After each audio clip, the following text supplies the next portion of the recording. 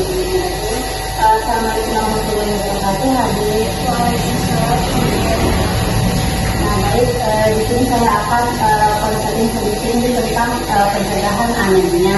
Nah, sebelumnya perkenalkan nama saya Ibu Nadia. Nama adiknya siapa? Mati Yasir. Nah, alamatnya dari mana, Adik? Di sini sebelumnya Adik udah tahu belum tentang anemia itu apa?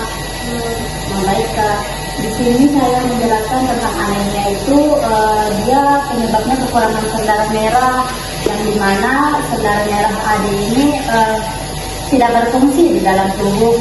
Nah, terus gejalanya itu bisa menyebabkan kelelahan, terus kulit pucat, terus bibir AD itu pucat, terus lidahnya juga pucat, apalagi kelopak mata.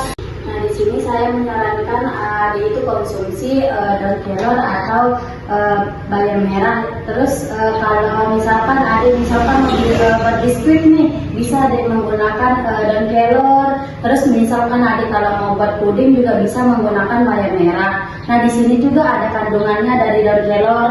Nah, di mana kandungannya ini itu ada vitamin A, vitamin C, terus vitamin E, terus K, B1, B2, dan B3 dan B6.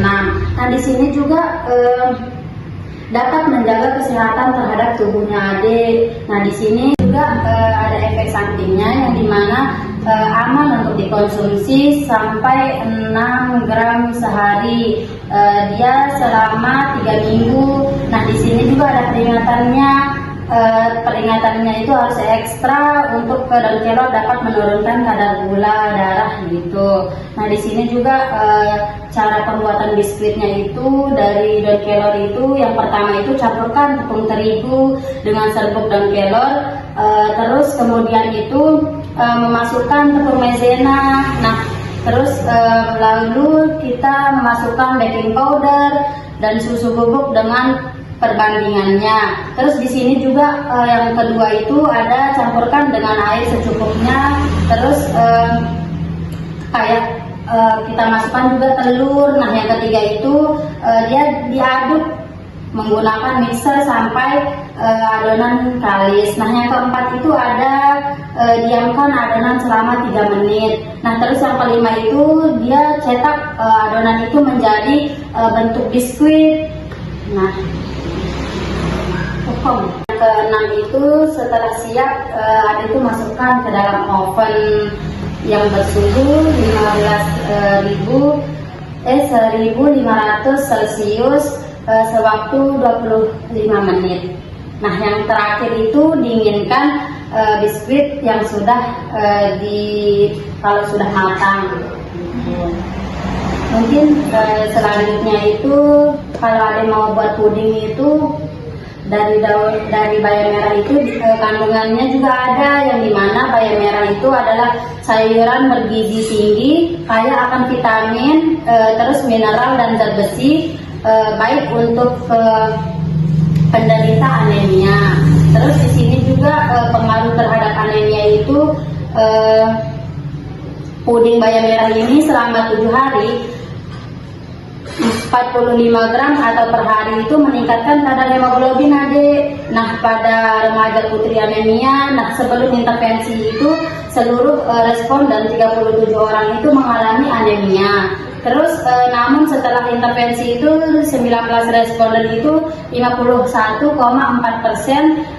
tidak lagi dia anemia gitu. Terus di sini juga ada mekanisme dalam penanganan anemia, yang dimana vitamin C dalam bayam merah dia membantu penyerapan zat besi dengan mengubahnya menjadi bentuk yang lebih mudah diserap gitu. Terus di sini juga vitamin C meningkatkan keasaman lambung, terus yang dimana mempercepat proses penyerapan zat besi.